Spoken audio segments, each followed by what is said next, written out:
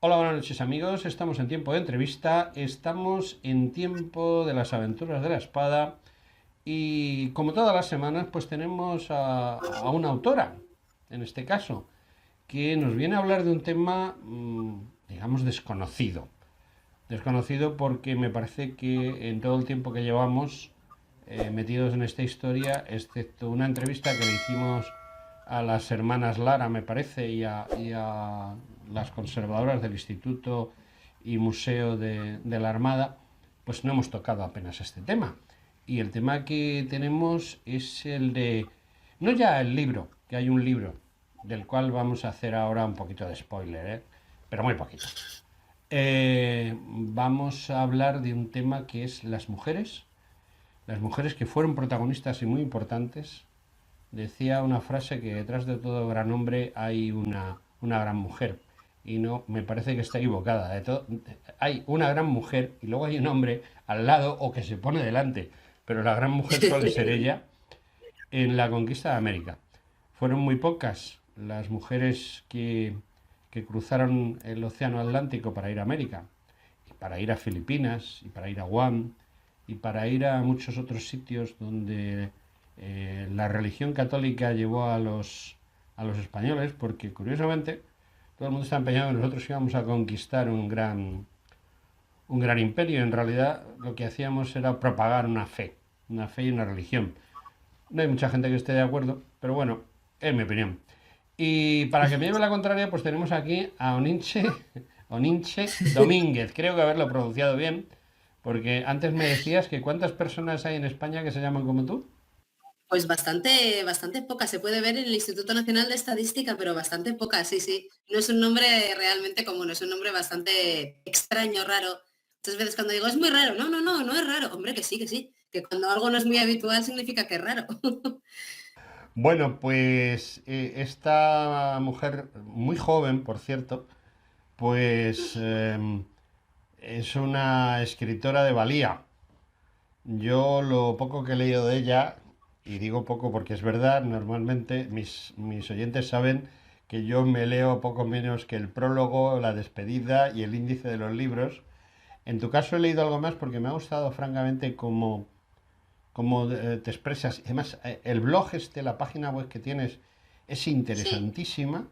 Yo miré un poco, digo, bueno, voy a mirar que parece ser que tal, y la verdad es que me leí todo lo que había. Lo cual, te advierto que no es fácil, es como un premio Nobel de literatura, casi. Ya.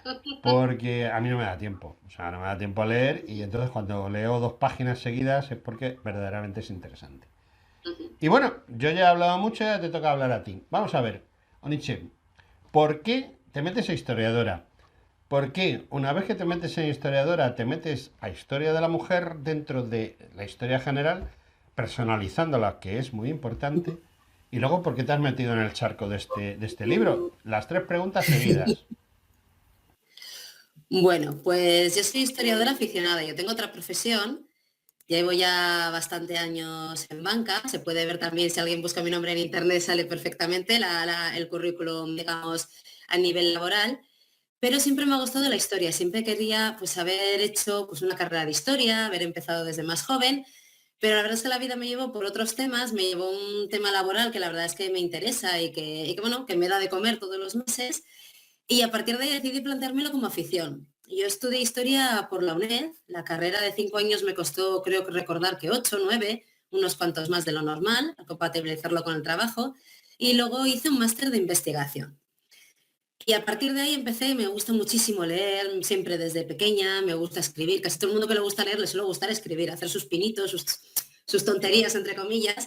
Y a partir de ahí se me ocurrió, tengo buenas ideas y hay investigaciones que no están publicadas y que no están, digamos, vistas a la luz, se puede dar una cierta visibilidad.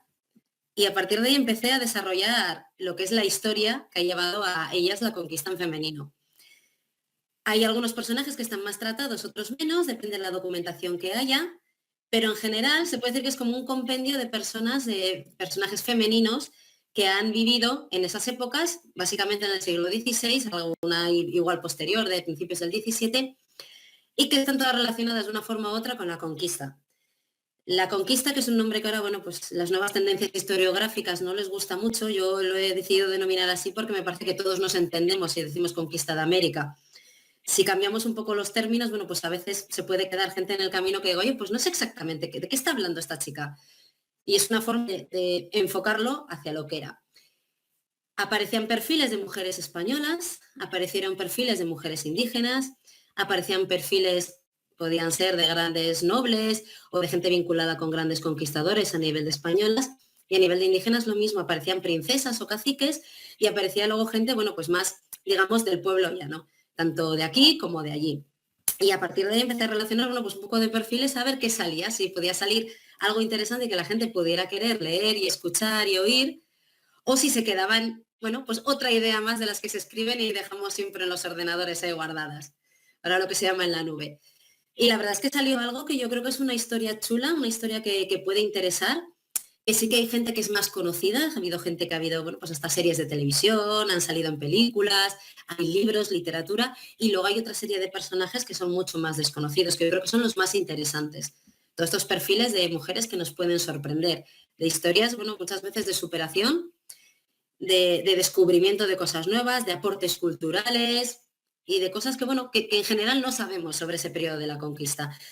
Nos machacan mucho, creo que desde el cole, ¿no? Con las batallas, los grandes conquistadores, que si Pizarro, que si Hernán Cortés, que si México, que si Lima, que si cómo fue Chile, pero nos quedan las historias más pequeñas, las historias de lo que es, bueno, pues el pueblo que ahí estaba. No podemos conocerles a todos, evidentemente, ni hombres ni mujeres, pero bueno, es una forma de entrar a dar visibilidad a perfiles que están más desconocidos de la conquista. Ujú. La verdad es que, tal y como planteas, es muy interesante, porque ciertamente el problema de la historia es que siempre hay unos protagonistas que son siempre los protagonistas de verdad, digámoslo así, para Sí, los historiadores. sí, Pues no sé, en esto de América, pues o Cristóbal Colón, o Pizarro, o Hernán Cortés. Pero yo cada día estoy más convencido, quizá porque haya viajado y haya estado en diversas cosas que luego han sido famosas y tal, que detrás de cada gran hombre suele haber mucha gente alrededor, que verdaderamente quien soluciona los problemas son los equipos y no el delantero. El delantero centro mete el gol, pero si no tuviese 10 alrededor que le ponen la pelota para que él meta el gol, es inviable. Y creo que has hecho muy bien porque no es muy normal meter en la historia a las mujeres, cada día es más normal, pero sospecho que no te ha sido nada fácil encontrar las historias, encontrar las referencias, encontrar la documentación necesaria. Primero hacerte un listado, ¿no? De qué es lo que voy a buscar. Y luego encontrar eso que has buscado. ¿Te ha sido fácil? Más bien no, ¿verdad? pues ha habido cosas que sí, que son conocidas a partir del siglo pasado, que suena como muy lejano, el siglo XX, empezó un poco todos los temas de las historias sociales y las historias de género. Entonces empezaron a sacar más cosas. Se empezó a tomar la perspectiva de lo que comentabas, no solo los grandes hombres, los grandes nombres, el rey o el gobernador de tal sitio, tal conquistador, sino que se empezó a hablar un poco de todos aquellos que acompañaban. Evidentemente Hernán Cortés, sin un buen ejército detrás, no hubiera hecho nada, por mucha buena personalidad que tuviera, carisma, no hubiera conseguido nada. Hay cosas que han sido más sencillas y hay cosas que han sido muy complicadas. Los historiadores metemos un montón de horas en los archivos y a veces después de un montón de horas te vas a casa y no has conseguido ni un solo hilo, ni un solo párrafo que sirva. Entonces a veces es frustrante y otras veces, bueno, pues es sorprendente decir, uy, he encontrado esto, de aquí se puede tirar, he encontrado a esta persona, he encontrado tal, vamos a ver si aparece en otro sitio, vamos a ver si aparece pues en una crónica, en un pequeño párrafo, en una pequeña línea, vamos a ver si hay algo en los archivos. El archivo de Indias, que es la gran base que tenemos todos los historiadores que nos dedicamos un poco pues, a la América, digamos, colonial, la verdad es que los archiveros son gente encantadora, gente muy dispuesta a ayudar, gente que a través de todos los medios que tenemos hoy en día de Internet, el mail, la digitalización de documentos y tal, enseguida están dispuestos a enviar esos documentos, son ágiles, son rápidos y son, bueno, pues gente muy accesible a la hora de investigar. Luego Internet es una gran base para encontrar hilos, para encontrar cosas. A través de Internet se puede tener la posibilidad hoy en día de investigar en archivos como son el de México y el de Perú, que son los que más, digamos, tienen, porque claro, la conquista interfiere en más países, pero bueno, son los grandes, principales y los que más están adaptados a las nuevas tecnologías hoy en día, que también proporcionan documentos, proporcionan claves, proporcionan ideas.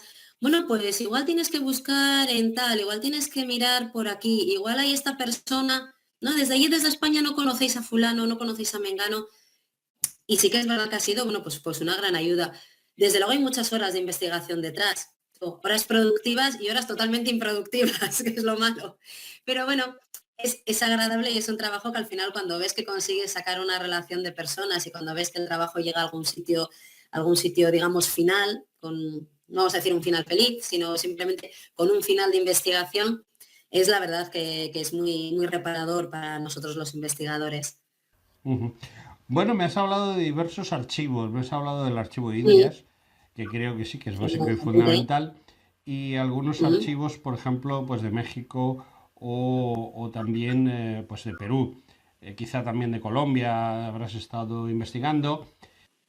Sí, lo que pasa es que está menos digitalizado, También es entonces a ellos les cuesta mucho más hacerte llegar una copia de un documento o responderte algo, porque todavía no tienen un nivel, pues eso, de adecuación a las nuevas tecnologías como el que puede haber, bueno, pues eso, pues en el Nacional de México o en el Nacional de Perú.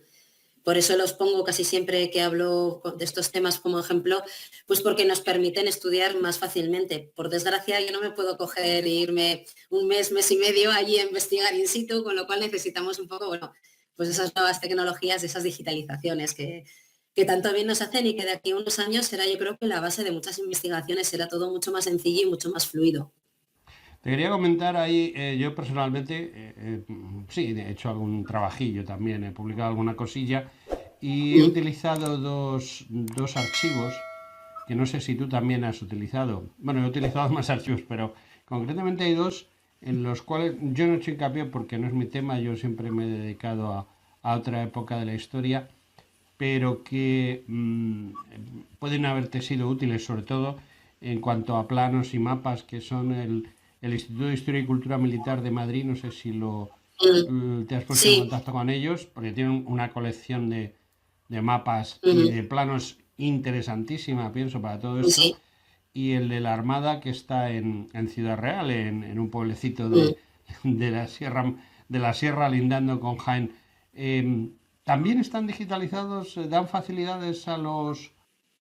Dan facilidades, pero tienen yo creo que menos nivel de digitalización. No he hecho un estudio, he comparado cuántos documentos guardan contra cuánto está digitalizado, pero da la impresión de que sí que tienen menos. En general, casi todos los archivos, yo trabajo ahora mucho con el archivo diocesano, yo vivo en Pamplona, iba a decir de aquí de Pamplona, pero es un poco raro si no lo explico. Entonces, el archivo diocesano, por ejemplo, me contaba el otro día la archivera que van a empezar a hacer una digitalización de cara al 2023-24. Esto pasará en muchísimos archivos. Evidentemente no hay fondos para digitalizar todo lo que realmente hay.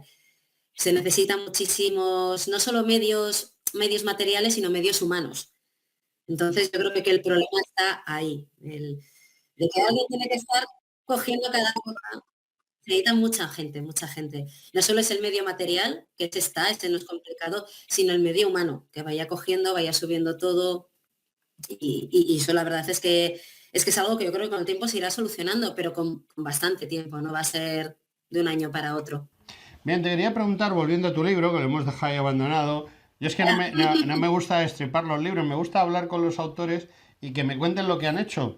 Porque Mm, el libro creo que está en las librerías. Puedes ir a una librería, lo compras, te lo llevas a se casa puede ir o a donde perfectamente, quieras sí. y te lo lees. Pero si nos dedicamos a destriparlo y lo contamos, pues ya no lo compran. O sea que, qué Ya. egoísta soy, ¿verdad? Soy muy egoísta. Bueno, vamos a ver. Tanto América como el lago español son muy grandes. Demasiado grandes, Mm, creo. O sea, prácticamente en la mitad del mundo. O sea, entre América y el lago mm. español tenemos la mitad del mundo prácticamente conocido.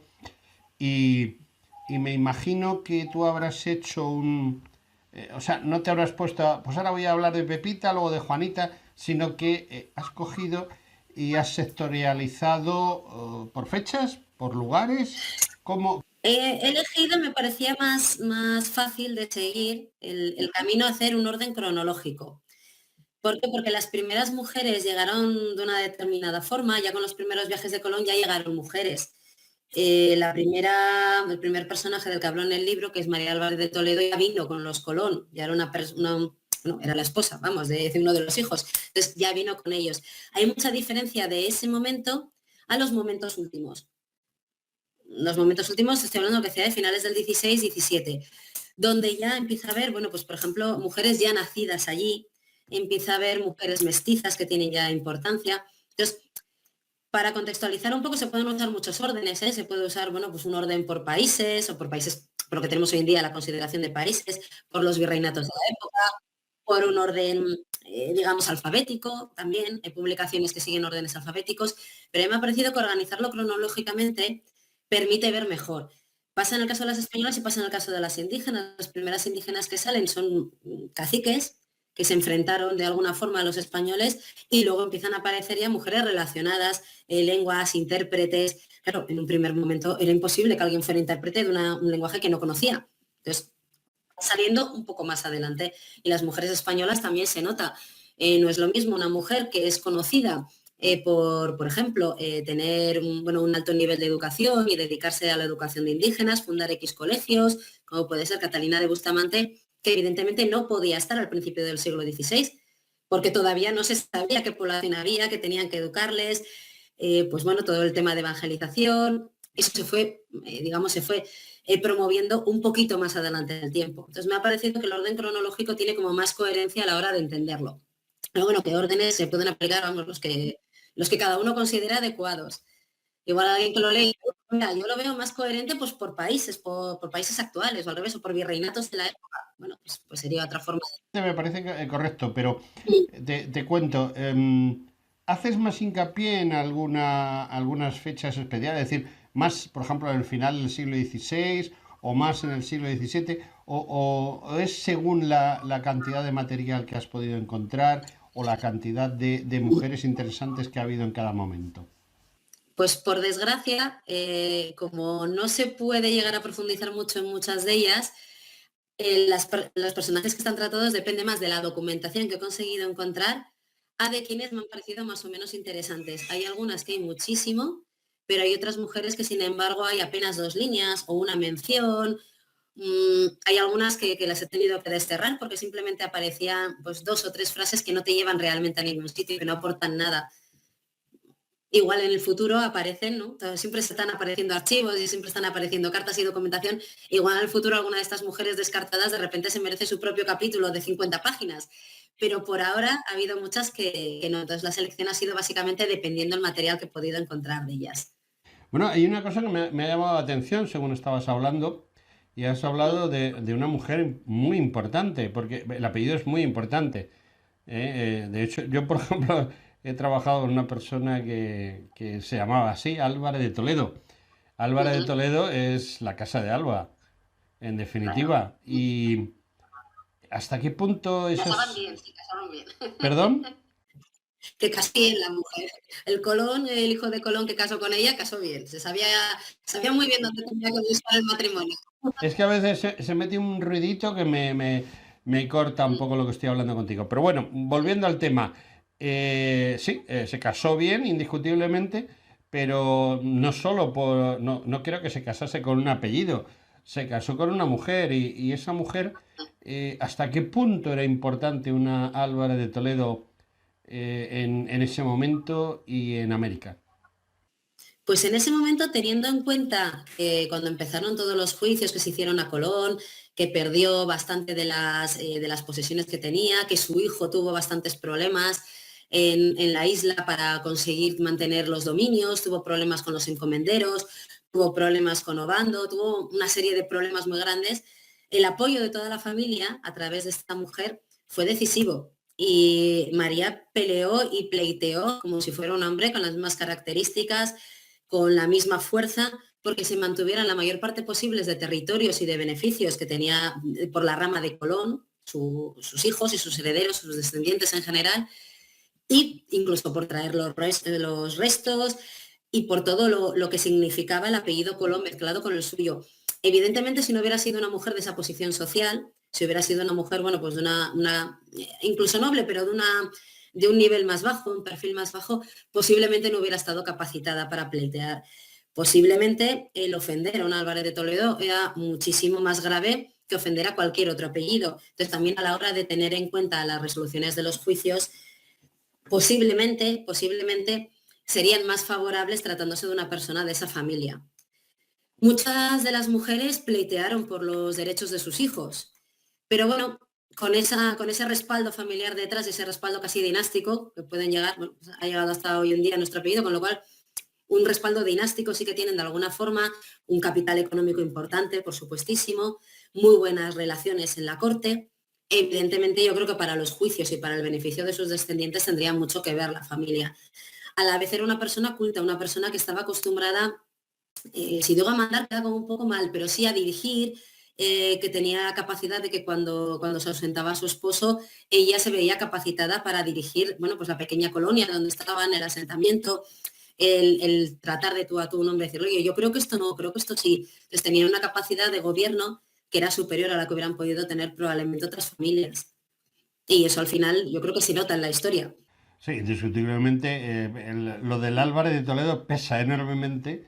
Claro. Es un apellido bueno, en el siglo XVI, el señor Álvarez de Toledo y Pimentel, pesaba mucho y muchísimo, más que mucho, muchísimo, pues casi era un segundo rey de España, ¿no? O sea, después del rey de España, seguramente el duque Sí, de Alba era el que hacía y deshacía sin mucho lío, ¿no? Y sospecho que en América, pues eso siguió siendo así. No simplemente el apellido ya, ya dice mucho, ¿no? Yo ya te contaré yo una aventura que tengo yo con un Álvarez de vale. Toledo, porque los Álvarez de Toledo siguen existiendo, ¿sabes?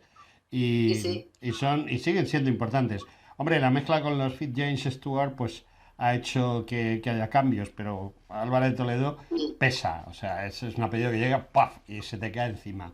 Bien, vamos a Sí, dejar sí. ese tema, vamos, indiscutiblemente, a la señora Álvarez de Toledo mandó mucho en Santo Domingo, lo que es actualmente Santo Domingo, en la Española, pero eh, cuando saltamos al continente es curioso, pero las mujeres que empiezan a tomar el control de la situación, sobre todo con Hernán Cortés, por Mm, ejemplo, pues son las de allí. Es decir, parece sí. mentira, pero Hernán Cortés no hubiese sido absolutamente nadie. Y ahí vamos a lo primero que yo dije, o sea, detrás Mm. de cada gran hombre, no. En este caso, una gran mujer. ¿En qué momento o por qué situación crees tú que entran esas mujeres de allí a dominar la situación? Incluso estoy completamente convencido que Hernán Cortés muchas decisiones que tomaba no eran suyas, sino que eran insinuadas o Claro, dirigidas sí. por su mujer, ¿no? Sí, bueno, a ver, yo creo que el mundo indígena, la adaptación que tuvo, bueno, pues cuando llegaron todos los españoles, toda la conquista y tal, fue enfocada de distintas formas. Hay líderes que quisieron un poco, digamos, adaptarse, vieron que la diferencia cultural era inmensa, vieron que no podían, digamos, enfrentarse a los españoles, entonces intentaron hacer alianzas, intentaron, bueno, pues ver cómo organizaban de nuevo todos los territorios, visto que ellos no podían vencer.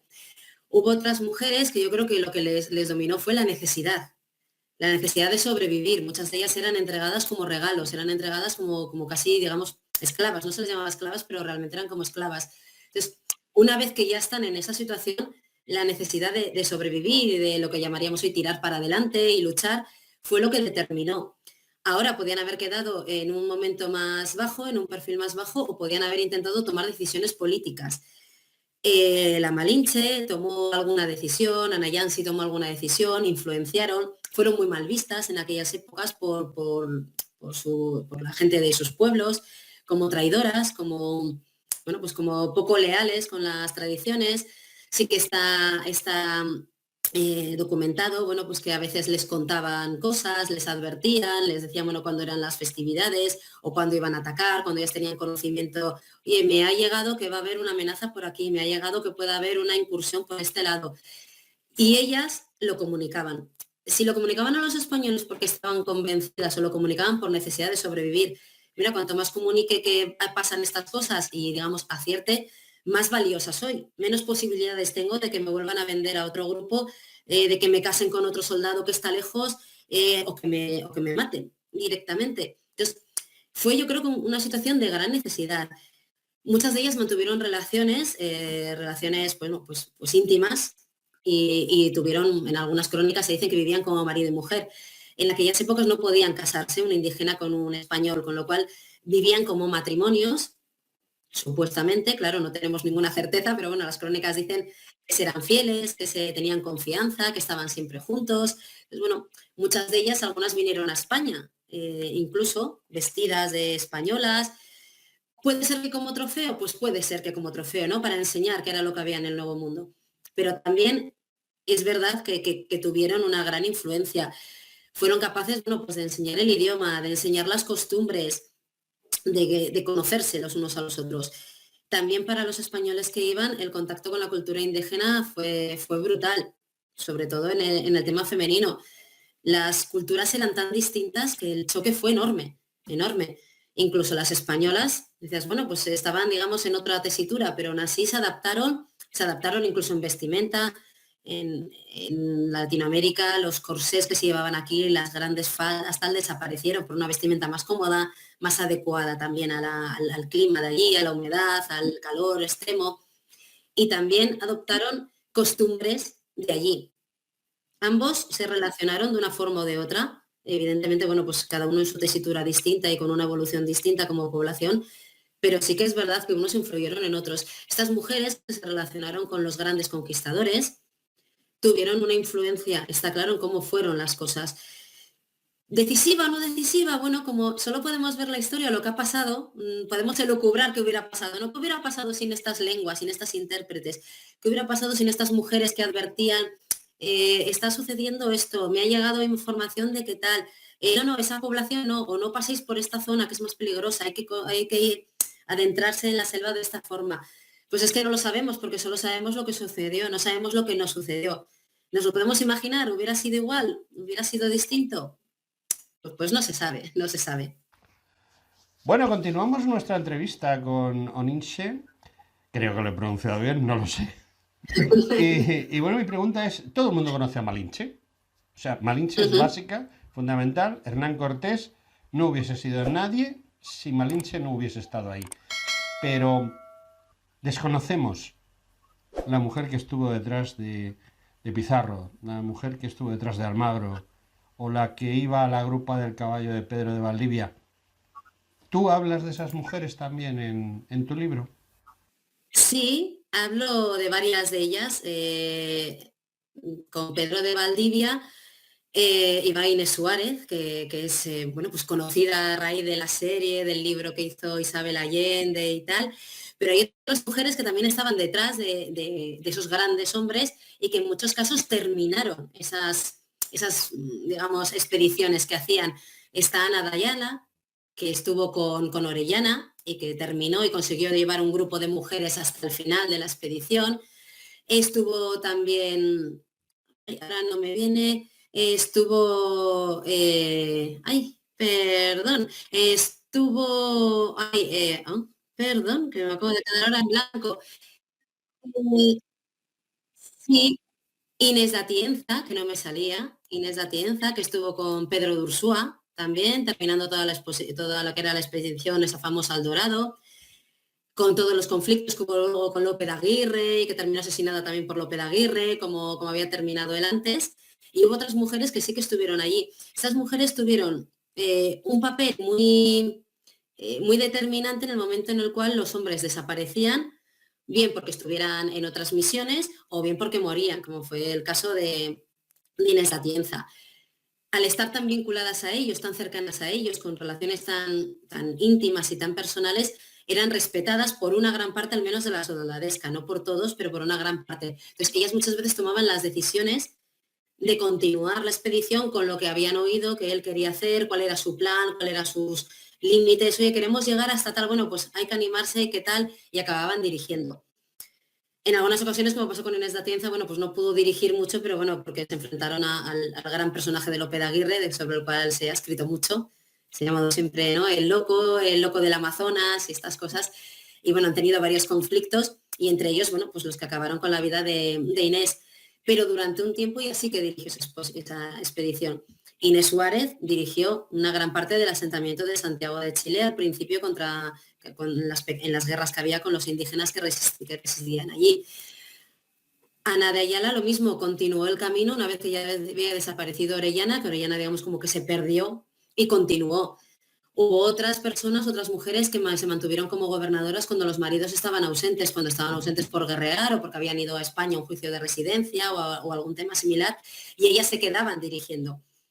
En ocasiones esto venía fomentado por los mismos hombres con los que tenían la relación o eran las mujeres, ya que era más seguro el que se quedara gobernando su propia mujer, su propia esposa, su propia amante, a que se quedara una persona que igual podía ser de una facción contraria y conseguir el apoyo del ejército que llevaban con ellos. Y entonces a su vuelta ellos ya no tenían lugar como dirigentes. Sin embargo, si se quedaba la mujer, ella iba a conservar para ese hombre, para cuando regresara, esa misma, pues, esa capitanía, ese cargo de gobernador o ese cargo simplemente de principal de una expedición.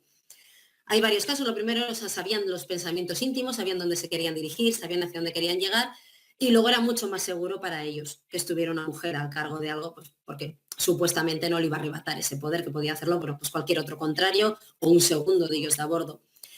Hay casos que son muy conocidos, que son muy novelados, y, por ejemplo, en todo el entorno de Inés de Atienza están todas las novelas de La serpiente sin ojos, que cuenta todo un poco la historia de cómo fueron aquellas expediciones por el Amazonas, que son realmente muy, muy realistas.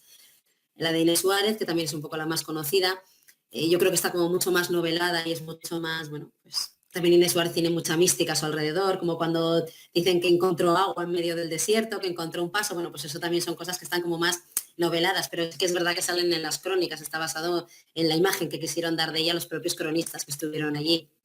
Entonces hay muchas figuras distintas y habrá muchas más que sean desconocidas, probablemente no solo la mujer del gran conquistador o del capitán, pero irían más mujeres en estas expediciones, posiblemente la del segundo, la del tercero, la de los grandes, bueno, pues los suministradores o los grandes capitanes que había allí llevaban sus propias mujeres o sus propias amantes, ya fueran españolas o indígenas, y también tuvieron mucho que tomar en las decisiones.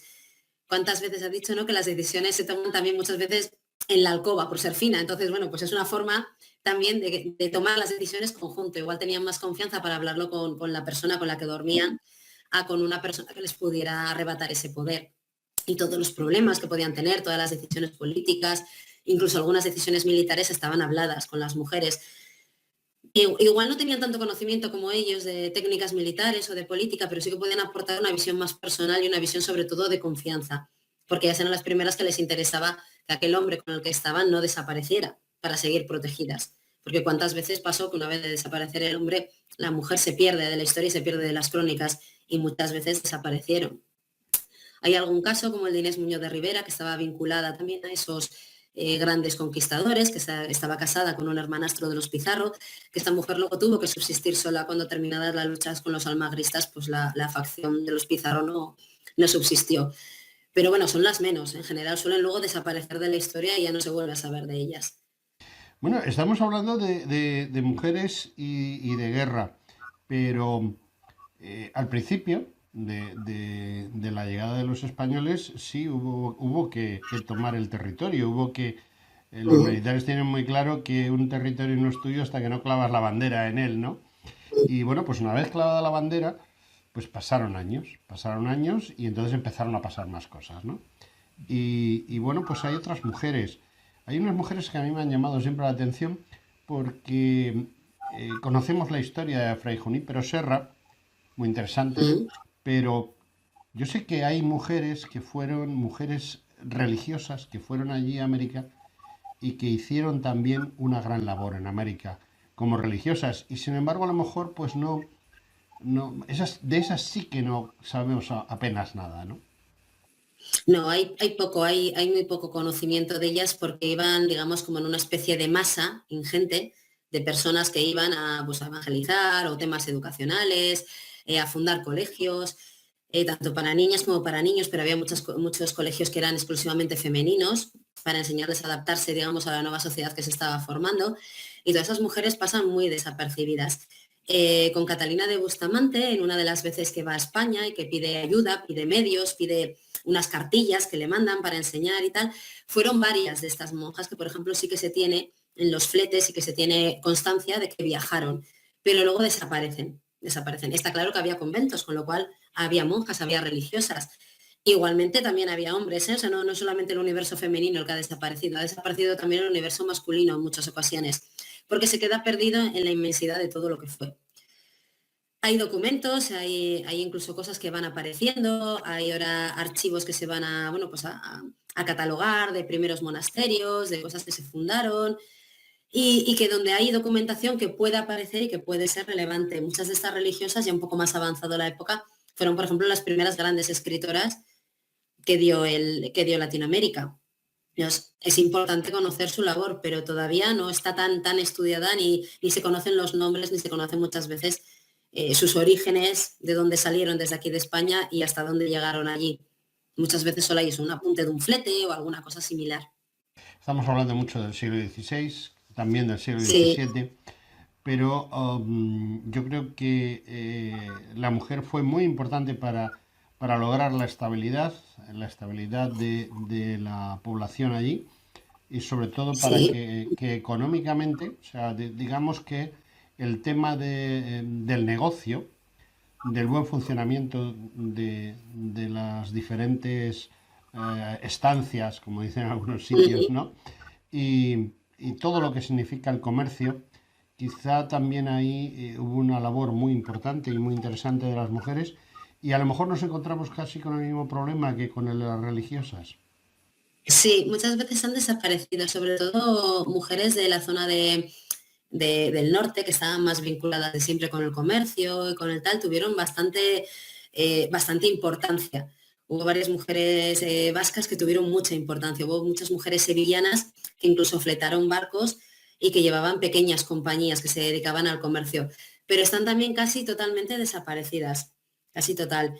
Yo en el libro la única persona que destaco que tiene algo que ver con el comercio a nivel importante es Beatriz de Salcedo, que esta mujer que llegó como esclava morisca acabó heredando, de alguna forma, se quedó con el negocio que tenía la persona que le compró allí. Era también una persona que era inteligente, que consiguió, bueno, pues hacerse un lugar, de esclava pasó a, bueno, pues a un estatus muy superior y a partir de entonces, cuando esta persona falleció, le legó su comercio. Pero son casos bastante puntuales, se sabe que es una generalidad por el número que aparecen, pero no hay historias completas que desarrollar, que es lo que nos pasa pues muchas veces, que hay referencias y tal, pero es muy complicado seguir todo el hilo y encontrar, bueno, pues verdaderas historias que den para escribir unas páginas y que den para que te puedas hacer a la idea un lector que coja el libro y diga, oye, pues mira, tenía este carácter, tenía esta forma de ser, se relacionó con estas personas. Entonces es complicado a ese nivel. Ahí, para mí, no sé yo si lo tratas tú en tu libro, pero creo que hay una zona de América que quizá esté menos estudiada. Primero porque no fue inmediatamente, no se llegó inmediatamente allí, en el mismo siglo XVI, sino que ya es a final del XVI, en el XVII, cuando se empiezan a mover por allí, que es, curiosamente, dos tercios de los Estados Unidos de Norteamérica, que es, va De la desde Florida, Florida, vamos desde o sea, sí. Florida hasta Nuzca, Mm, en, ya estamos hablando de Canadá, incluso de Alaska, aunque en Alaska realmente lo que hicieron fue llegar, poner una sí. cruz y una bandera y ya está, ¿no? Pero eh, la historia es muy desconocida. Pienso, no solo la historia de las mujeres, la historia de Sí, España en lo que ahora es Estados Unidos de Norteamérica, sí, salvo en casos muy concretos como la ciudad creada por Gálvez o esa conquista de Florida o la propia acción de Fray Junípero Serra y de otros franciscanos. Yo tuve la oportunidad, y ahora voy a hablar yo un pelín, tuve la sí, oportunidad de conocer tranquilamente. al bisnieto de Jerónimo, no sé si lo sabes, pero se hicieron en Cartagena en septiembre, octubre pasado, unas jornadas muy interesantes a las cuales vinieron muchos historiadores relacionados con la hispanidad y entre otros vino Alfonso Borrego. Alfonso Borrego es bisnieto de Jerónimo y este hombre además se dedica a la enseñanza, es propietario de un colegio en San Antonio, en Texas. Y bueno, él se define como súbdito del rey de España y como católico. Llega un señor con la cara de color gris, porque es gris su tez, como buen indio de las praderas, y bueno, pues te llega allí y te dice, yo soy súbdito del rey de España y soy católico, me llamo Alfonso Borrego y soy bisnieto de Jerónimo. Y claro, te quedas así, ¿no? Y te hace una encendida defensa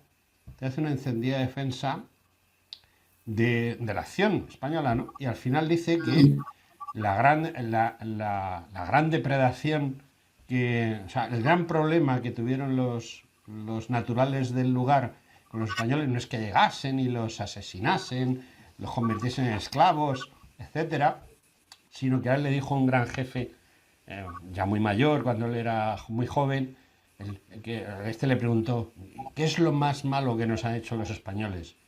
Sí, pues lo más malo que nos hicieron los españoles fue cobrarnos impuestos. Vaya. Esa es la verdadera leyenda negra para los indios de Texas, ¿no? Porque ese es el problema, ¿no? O sea, los impuestos. Lo demás no tenía ningún problema porque Fray Junípero y todos los frailes pues, les enseñaron a cultivar, les enseñaron a manejar los caballos, etcétera, ¿no? Y no estaban para nada enfadados, únicamente porque les cobraban impuestos, ¿no? Y ahí llega, porque mira, Alfonso Borrego me comentaba que concretamente en la zona de San Antonio, pues llegaron 140 familias, en un primer momento 140, y él dice muy concretamente, familias. ¿Hablas de esas familias? No, la zona de toda la conquista de la zona, digamos, de Estados Unidos actual, no aparece porque yo realmente no hablo de familias ni de grupos ni de dinastías, hablo solamente de mujeres a nivel individual de cada una. Entonces no hay datos suficientes como para comentar tanto. Sí que hablando de esto, muchas veces se ha establecido, ¿no?, la teoría y muchas veces cuando hablas parece que las primeras mujeres que llegaron a Norteamérica fueron aquellas del Mayflower famoso, pero no había mujeres antes que eran las mujeres españolas que iban allí. Eran mujeres españolas, también eran indígenas de la zona de México que se fueron moviendo con los españoles allí, porque claro, se movían todos en grupo a la vez. No era una, digamos, una marcha individual, sino que iban ya en el grupo ya establecido. Pero de la zona de todo lo que es la Florida, todo lo que es México, todo lo que es Texas, la zona superior, realmente no aparece nada en el libro. Por lo que te digo, porque no fueron personas individuales, mujeres individuales lo suficientemente, bueno, pues relevantes a nivel suyo como para encontrar un hilo que enlace una historia completa. No es por centrarme más en lo que es Latinoamérica y Sudamérica que en el norte, no es por eso, es simplemente porque no hay tantos datos de personas individuales como para definirlo. Fueron muchas religiosas, ahí sí que es verdad que las misiones que se fueron realizando fueron bastante religiosas, pero no había una individualización tanto como para dar unas historias que sean interesantes a la hora de un lector que vaya, ¿no?, a enamorarse un poco de ese personaje que está leyendo, que vaya a intuir cómo funcionaba, por qué actuaba de tal forma, cuáles eran sus orígenes. Entonces se quedaría todo un poco más, digamos, en el aire, más como una enumeración de personas que como otra cosa. Bueno, toda historia tiene un principio y un final y nosotros nos estamos quedando sin tiempo. Y, y bueno, el problema del final es que no es muy bueno para España, para la monarquía española, aunque yo no soy muy monárquico, pero bueno, hay que hablar de ese final de la monarquía española. Mm, hay mujeres que estén muy implicadas en esa resolución del... Sí, en todos los procesos independentistas, digamos, de toda la América colonial, sí que hay mujeres, sí que aparecen mujeres.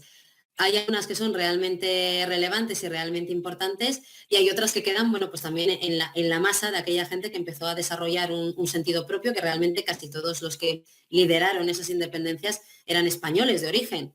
Muchísimos españoles que estuvieron aquí viviendo pues grandes años de juventud y luego se fueron a hacer las Américas, en aquella época las Indias, acabaron formando parte y dirigiendo los procesos de independencia de todas las colonias.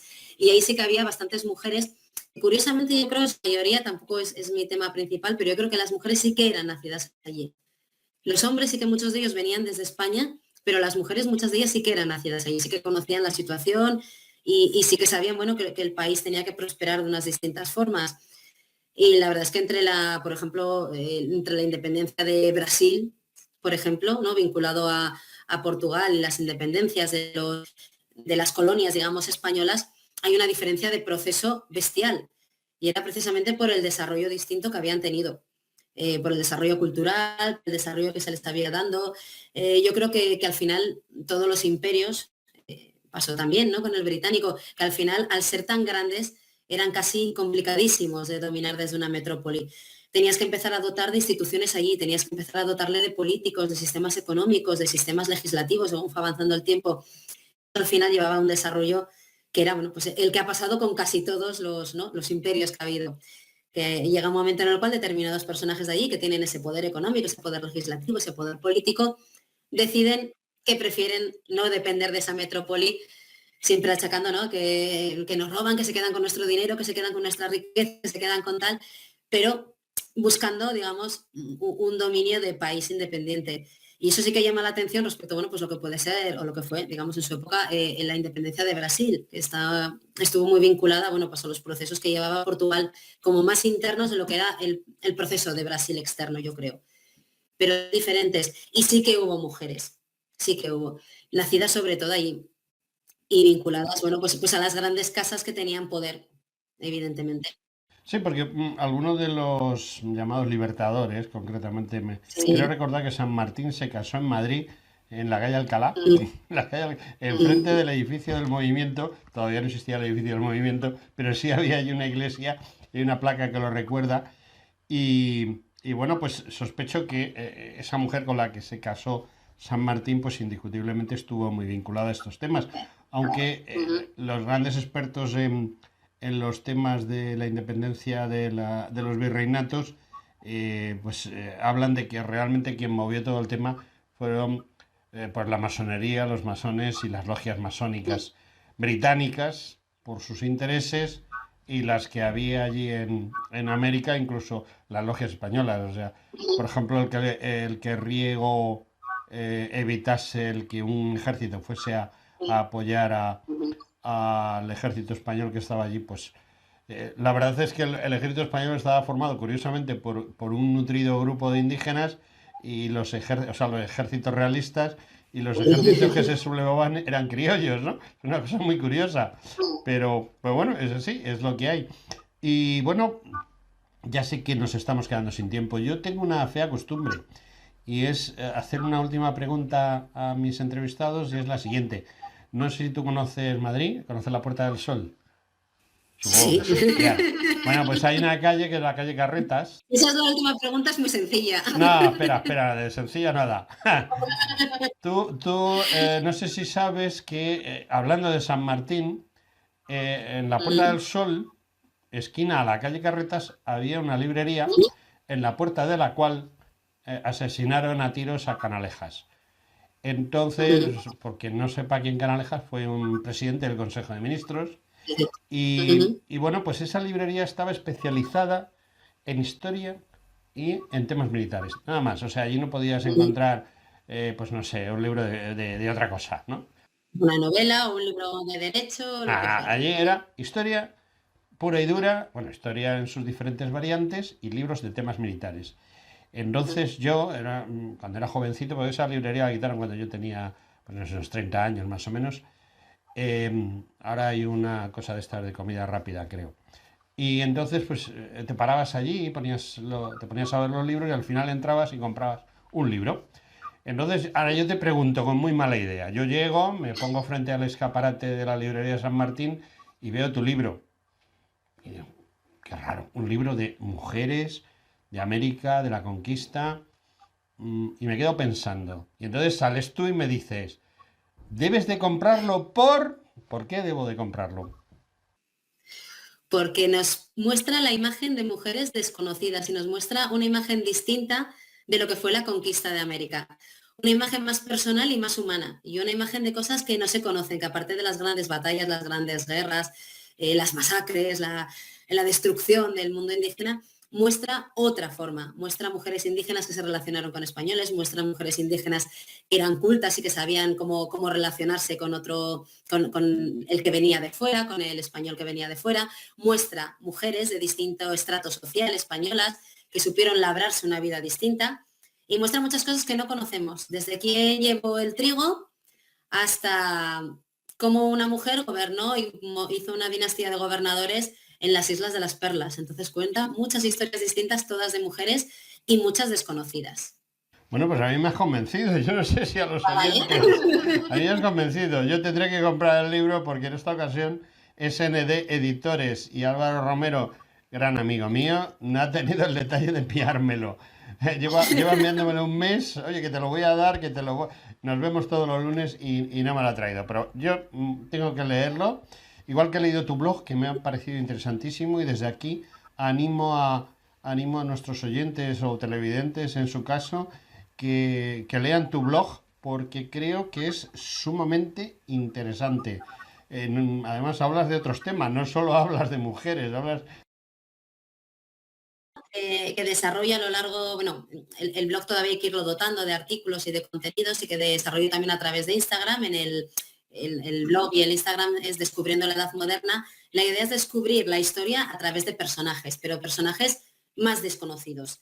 Intento no mostrar en la medida de lo posible, pues, reyes, grandes monarcas, grandes gobernadores, grandes políticos, sino intento mostrar gente más desconocida.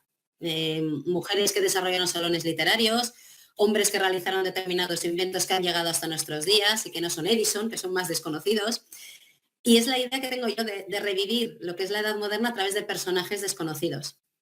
Porque es una etapa muy interesante de la historia donde se desarrollaron cosas que han llegado hasta hoy en día, ideas de pensar, formas de pensar, instrumentos, inventos.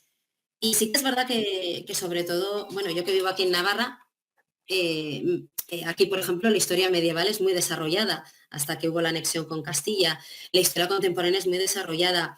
Toda la antigua Roma, todo el antiguo Egipto, siempre tiene como un montón, ¿no?, de adeptos y de fanáticos que se saben todo de los faraones o todo de Julio César o todo de los reyes medievales o de cómo cayó el Imperio Romano. Pero la historia de la Edad Moderna queda muchas veces desaparecida. Ha quedado, bueno, pues en pequeñas cosas, la ilustración por aquí, la conquista de América por allá, el Renacimiento por aquí, pero queda mucho por hablar de toda aquella gente que vivió y de todas aquellas cosas que nos han llegado hasta hoy en día, y estamos hablando de 300, de 400 años hacia atrás.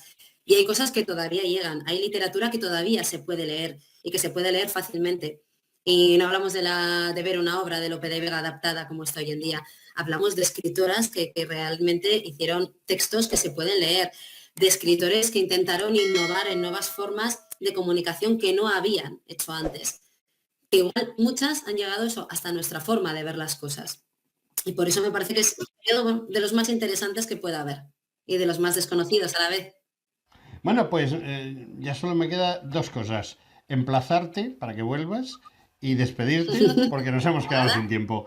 De modo que, oye, muchísimas gracias. Estoy encantado Muchas gracias a ti. de lo que nos has contado porque es algo muy diferente a lo que normalmente nos cuentan. Y la historia no es solo lo que nos cuentan siempre, sino también las cosas que tú cuentas. Las cosas más escondidas. Aniche, muchísimas Pues genial, muchas gracias. pues gracias a ti y espero volver a verte a no tardar mucho, ¿de acuerdo? De acuerdo. Vale, pues adiós. Hasta luego, adiós.